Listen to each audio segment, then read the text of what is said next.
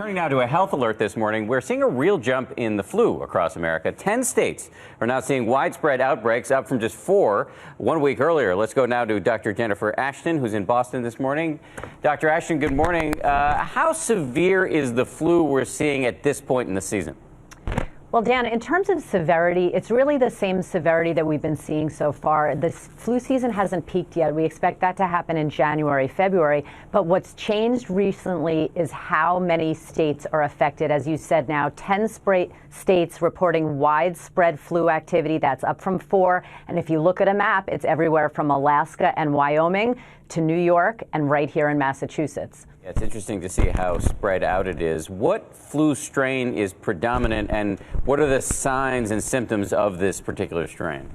So far, what states are reporting to the CDC and to their local health offices are the influenza A H1N1 strain. This is the strain that caused the pandemic in 2009. It is contained in this year's flu vaccine, so it's well matched to the circulating strain. And we have to remember the symptoms are not subtle. This causes very high fever, severe headache, chest pain, body aches, cough. You can remain sick for a week and remain contagious for up to a week after that. There already have been deaths, and unfortunately, Dan, we do expect there to be more. So if you get the flu, you're not going to be questioning whether you have the flu. It won't be subtle, as you said. Correct. But here's the question you hear all the time, especially when we get to this point in the season. Is it too late to get vaccinated?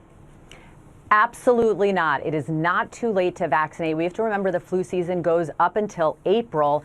There is plenty of vaccine available. About 145 million doses were made this year. It does take about 2 weeks for you to get that immune protection, so you should talk to your clinic, your pharmacy, your doctor about getting that vaccine right now. And, you know, we have to remember this is not a bad cold. I actually had H1N1 a few years ago. I do not smoke. I do not have asthma. Dan, I thought I was going to die. It is very serious and needs to be taken seriously. I think I remember that. It really knocked you out. Dr. Ashton, thank you very much. And again, just to hammer home that point, it is not too late to get vaccinated. This is Correct. Serious stuff. Dr. Ashton, thanks again. Especially for the young and the elderly across the country as well.